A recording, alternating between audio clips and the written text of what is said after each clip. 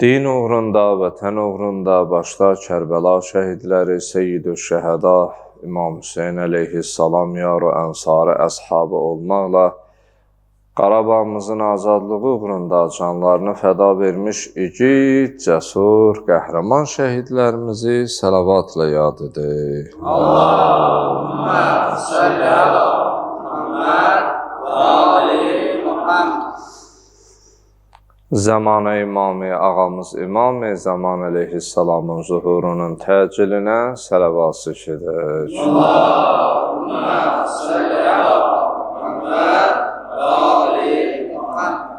Əuzu billahi mineşşeytanirracim. Bismillahirrahmanirrahim. Rabbi şrahli sadri və yessir li əmri və hlul uqdeten min lisani yefqahu qawli. Allahümme inni es'elüke fihi ma yurdik ve a'udhu bike mimma yu'zik ve es'elüke tevfike fihi li'en uti'ake ve la a'sik ya cevades sailin. Amin ya Rabbel alemin. Allah'ın salamı olsun siz əziz, dəyərli, möhtərəm məscidimizin sübhün bu çağında Allah evinə, ibadətə, itaətə toplaşan hər kəsinə və bizi canlı vasitəsilə istər ölkə hüdudlarında, istər ölkə hüdudlarından kənarda olduğu yerlərdən izləyən hər kəsə. Allahdan diləyək etdiyimiz duaları, qıldığımız namazları bu mübarək, müqəddəs, rəhmət və bərəkətlə dolu olan Ramazan ayında tutduğumuz orucları ali dərəcədə qəbul eləsin. Amin. Və Allahdan diləyək, bu mübarək və müqəddəs ayın qalan son bir neçə günündə bizə həmi cismən, həmi ruhən o gücü, o qüvvəti əta etsin ki, bu ayda nazil olan bütün savab və fəzilətlərdən faydalana bilək. Bəli, bir daha Rəbbimizə sonsuz həmdlər, sənalar olsun ki, sübhün bu çağında, yuxunun şirin bu vaxtında Allah evinə qədəm götürərək, öz evində ona üz tutaraq, əl açaraq, dua etməyi, ibadət etməyi bizlərə nəsib etmiş. İnanın, bir daha bunu təkrar da olsa vurğulamağı özümə borc bilirəm ki, biz bu neymətin şükrünü nə qədər etsək, inanın azdır. Nə qədər çox sağ ol desək, nə qədər təşəkkür etsək, yenə də azdır. Çünki bunun necə bir savablı əməl olduğunu, necə mənəvi cəhətdən qəlbən, ruhən, nuraniyyətə qərq olduğumuzu biz bəlkə də hələ də fərqinə varmırıq. Bəzilərimiz varırsa, amma yenə də az varır. Mübarək Ramazan ayı bitəndən sonra bu günlərin həsrətini çəkəndə, yuxulu-yuxulu gəlməyin üçün yaxşı mənada burnunun ucu göynəyəndə, onda bu günlərin necə bir günlər olduğunu biləcəyik. Bəlkə də onda da tam bilməyəcək. Amma qiyamət günü səhər qaça-qaça, biraz az yeyib, biraz çox yeyib, nə bilim, biraz tez çıxıb, tələsik, yuxudan oyanıb, baxırdın, məsələn, bəlkə gecikmişəm, bəlkə bəzən olub ki, tələm-tələsik yemədən elə gəlib yarı yolda baxmısan ki, bir saat tez gəlmişsən, hələ vaxta var, qayıdıb o başdanlıq eləyib, təzədən gəlmişsən. Bu hallar inanın mənəvi baxımdan o qədər gözəl hallardır, o qədər ruhən insana hüzur bəxş eləyən, insanı sakitləşdirən və Rəbbimizin insana mükafat verən anıdır. Çünki sən Rəbbinin razılığı üçün çaba göstərirsən, Rəbbinin razılığını qazanmaq üçün cəhd edirsən. Bu nöqteyi nəzərdən bu anımız üçün Rəbbimizə sonsuz həmdlər, sənalar olsun. Günümüzün duasına diqqət etsək, elə burada da Rəhman və Rəhim olan Allahımızın razılığını əldə etməkdən bu rıza məqamı çox mühümdür. Hər sahədə görsən, hamı olduğu yerdə qarşı tərəfin ondan razı qalmasını. Adətən görsən, təzə bir işçi gələndə, təzə-təzə o qədər canfəşanlıq eləyir ki, müdiriyyət, rəhbərlik, büsbütün orada olan insanlar ondan razı qalsın. Və günün sonunda da işi bitirəndə təzə işçilər olmuşuq və yaxud da ki, hal-hazırda var, ilk sözü bu olur. Məndən razı qaldınız, işimdən razı qaldınız, bilmirəm, sizi razı sala bildim yoxsa yox. Yəni, rıza məqamı, razı salmaq məqamı çox mühümdür. Görsən, bir müddət keçir, deyirlər, təzə dinə gələndə, təzə tövbə eləyəndə başqa bir ab-hava idi. Məsələn, namazlarım başqa idi, orucum başqa idi.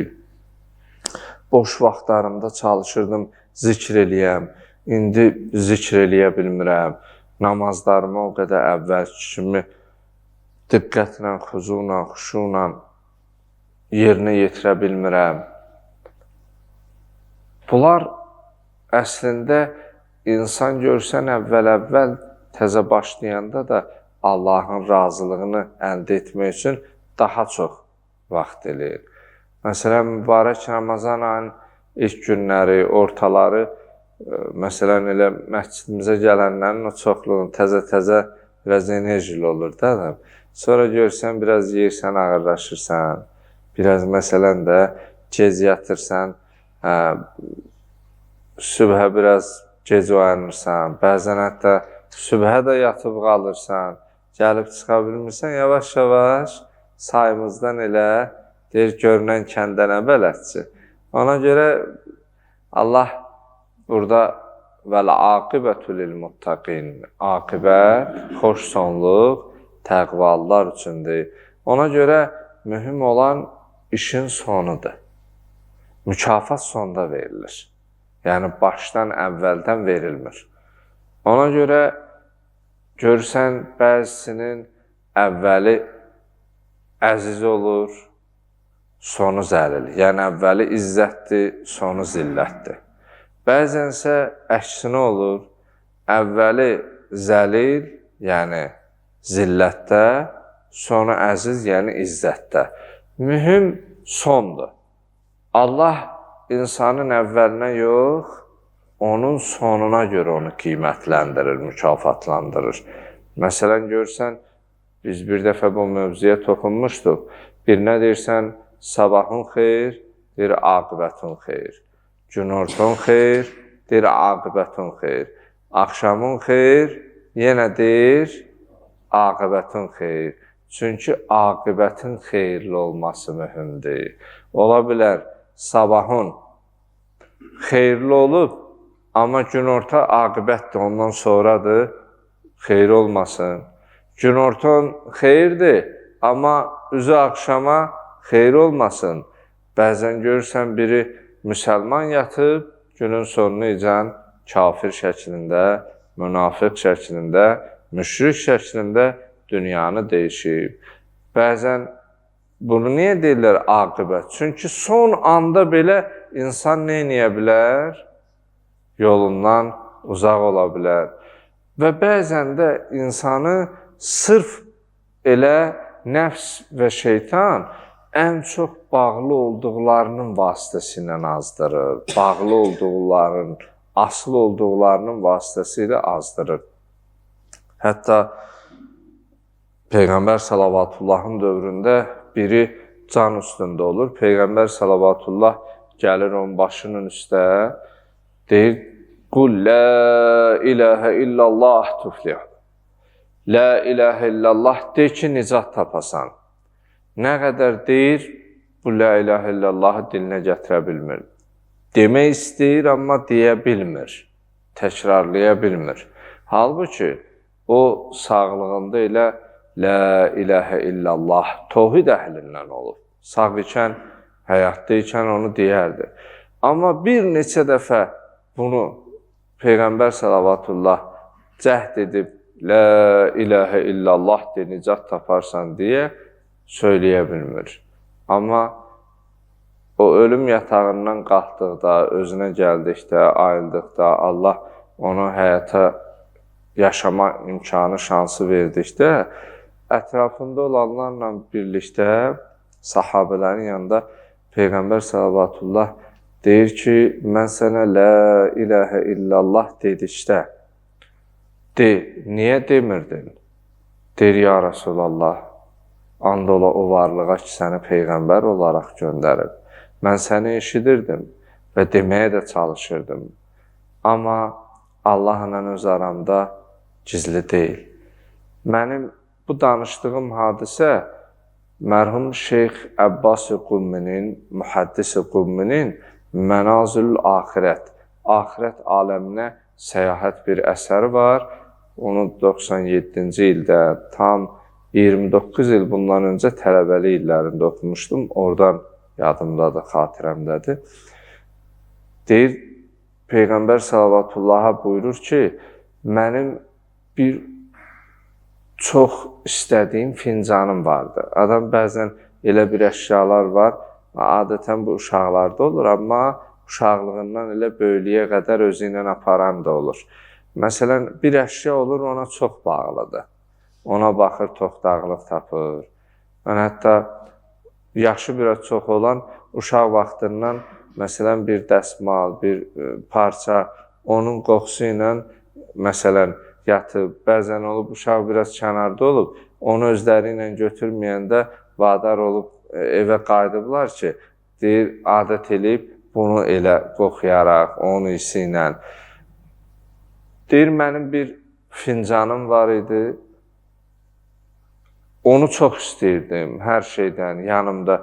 Deyir, sən ki, deyirdin, denən la ilahə illallah, məlun şeytan o fincanı mənim gözümün qabağına gətirirdi ki, deyirdi, əgər desən la ilahə illallah, bunu çarpıb yerə sındıracam, qıracam.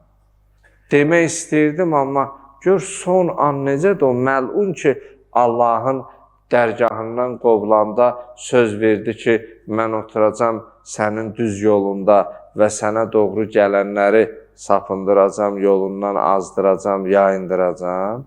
Deyir, ya Rasulallah, sən hər la ilahə illallah dedikdə, onu mənim gözümün qabağına gətirirdi ki, əgər la ilahə illallah desən, bunu çarpıb yerə sındıracam, qıracam.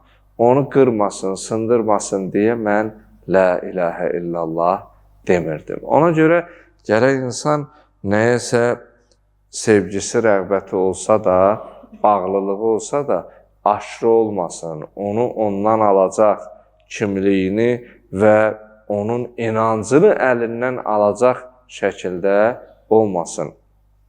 İnsan ədalətli olarsa, dürüst olarsa, qərəzsiz olarsa, o zaman Allahın razılığını əldə etməyə çalışar. Günümüzün duasında belə bir dua ifadə keçir. Allahümmə inni əsəlükə fihi ma yurzikə və əuzu bikə mimma yuzik. İlahi, bugün səndən səni razı salan əməlləri yerinə yetirməyi istəyirəm. Yəni, bugün mənə o gücü, o qüvvəti əta et ki, hansı əməllər ki, səni razı salar, onları yerinə yetirə bilim. Və əuzu bikə mimma yuzik. Və sənin qəzəbinə səbəb olan əməllərdən sənə sığınım, sənə pənah aparım. Yəni, səni razı salacaq işləri yerinə yetirim, sənin qəzəbinə səbəb olacaq işlərdən uzaqlaşım, kənar durum. Və əsəlükə təvfiqə fihi liən uti'əkə və la a'sik. Ey mənim Allahım, bugün səndən istəyirəm ki, məni sənə itaət etməyə və günahdan çəkinməyə müvəffəq edəsən. Yəni, günümü sənə ibadətlə, itaətlə keçirim və sənə günah etməyə, ifadəmdə, hərəkətimdə hər nə varsa, ondan uzaq durmağa mənə yardımcı olasan. kömək olasan. Ya cəvadə sailin, ey hacəti olanlara qarşı səxavətli və mərhəmətli, cömərd olan Allahım. Amin. Ya Rəbbəl aləmin. Möhtərəm müsəlmanlar, əziz cəmaatımız, günün duasından da bilindiyi və məlum olduğu kimi, bugün oruç tutan şəxs Allaha müti olmaq, yəni Allahın itaətində, Allahın razılığını əldə etmək üçün Allahdan güc qüvvət istəyir. Yəni, başa düşür ki, bütün işlərdə Allahın tövfiqi, Allahın lütfi, Allahın nəzəri önəmlidir. Və oruc olan şəxs Allahdan yardım istəyir ki, necə ona itaət etmək, necə günah olmaqda bilavasitə ona yardımcı ola biləcək yalnız və yalnız ilahi özü ola bilər, Allah özü ola bilər. Biz Quran-ı Kərimin ayələrinə baxdıqda Allah Taala'nın insanlardan istədiyi və Allahın razılığını əldə etmək üçün bir neçə ayət-i şərifələrdə tövsiyələr var. Biz vaxtın azlığını nəzərə alaraq, çox sizi yormamaq və vaxtı da çox uzatmamaq üçün Quran-ı Kərimdə Allahın razılığını əldə edə biləcəyimiz nələr ki qeyd olunub, onun müxtəsərini, onun xülasəsini sizə elə bir neçə cümlədə söyləməyə çalışacaq. İlk öncə Quran məntiqi ilə Allahın razılığını əldə etmək istəyirsənsə, bu sadaladığımız xarakterlərə, sadaladığımız mövzularda son dərəcə diqqətli olmalıyıq. İlk, ən ümdə əfv etməyi bacarmaq. Əgər biri sənə qarşı səhv eləyib, sənə qarşı səhv bir söz deyib, səhv hərəkət edib, sən əfv etməyi bacarmalısan. Əgər əfv edərsənsə, Allahın razılığına səbəb olarsan. Çünki Allah bizim nə qədər günahlarımızı bağışlayıb. Amma görsən, bəşər biri ilə arasında biraz bir şey olanda, qarşı tərəf səhvini başa düşüb, gəlib səndən üzrxahlıq istəyəndə, sən deyirsən ki, sənlə mənimki qiyamətə qalıb. Orada mən hesab kitab eləyəcəm. Bu dünyada səndən işim yoxdur. Onda əgər biz hər günahımıza görə tövbə eləmək istəsək, Allah desə ki, mənim bəndəm, mən sənin tövbəyi qəbul eləmirəm, sənlə orada söhbət eləyəcəm, onda vay bizim halımıza, vay bizim hal. Onda kim tövbə eləyər? Kim Allaha doğru gələr? Deməli, belə bir dua qeyd olunur. Allahümmə innəkə afuvvun və tuhibbul əffə fa'funi. Bu sözü, duanı ərəbi yadında qalsa ərəbi, qalmasa tərcüməsini yadında saxla, hər yadıva düşəndə Allaha belə dua elə. Məsumlarımız əslində bizim Allahla necə davranmağın, üslubun, yolun, qaydasını öyrədib və özümüzü bağışlatmağın da yolunu öyrədib. Amma biz nə o üslubdan istifadə edirik, nə də özümüzü bağışlatmağa çalışırıq. Mövzu biraz dərindir, amma yuxuda çox şirindir.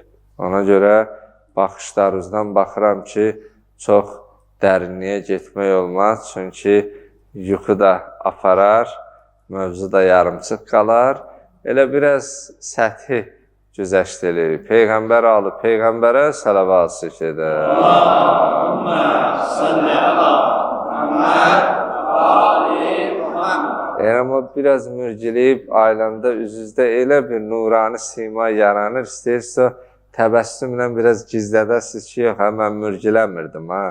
Yəni orada biraz da elə bir ki, hiss olunur ki, belə deyildi, o cinayətkarı istizlərlə yaxalayarsan. Yəni bir növ elə bil özünüzü ələ verirsiniz.